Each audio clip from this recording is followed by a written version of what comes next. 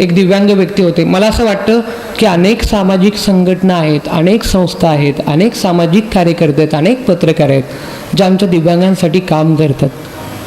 पण मला ना थोडंसं उलटं काम करायला आवडेल. ते कसं की तुम्ही आमच्यासाठी काम करताना तर प्लीज आमच्या बांधवांचं भांडवल करू नका. मला हे नाही बघायचं की आम्हाला हे नको आहे. आम्ही जर तुमच्याकडनं एखादी मदत घेत असू तर ती आमची त्यावेळची गरज आहे म्हणून आम्ही मदत घेतो, बाकी काही नसतं. आम्ही तुमच्यासारखेच कॉमन आहोत. तर त्यावेळेला एक व्यक्ती होते विदर्भातल्या अकोला जिल्ह्यातले, मी नाव नाही घेत कारण मला भांडवल नाही करायचं, फक्त कन्सेप्ट तुम्हाला क्लिअर झाली पाहिजे म्हणून. तर ते समाज मंदिरामध्ये 10 वर्षापासून राहत होते. अक्षरशः इतकी वाईट अवस्था की मी स्वतः बघितलं. म्हटलं काय घरकुलाचा इश्यू कसं काय सॉल्व्ह नाही झाला. किती मिनटाचं काम होतं माहिती आहे, ते फक्त 5-10 मिनटाचं काम होतं. एक फोन करायचा होता. मी तिथल्या ग्रामसेवकांना फोन केला, सांगितलं असं असं आहे, बोलतोय, काय प्रॉब्लेम आहे.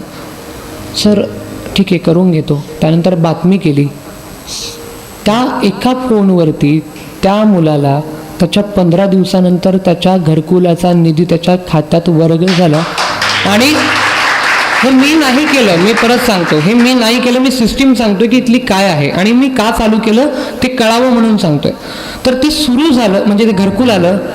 त्या मुलाने घरकुल बांधलं. ते बांधल्याच्या नंतर त्याच्या घरच्यांनी मला बोलवलं आणि बोलवल्याच्या नंतर त्यांनी जो आशीर्वाद दिला, तेवढा आनंद जगाच्या देशाच्या पंतप्रधानांनाही झाला नसेल. तो आनंद त्यावेळी मला झाला होता. हा माझा स्वार्थ होता.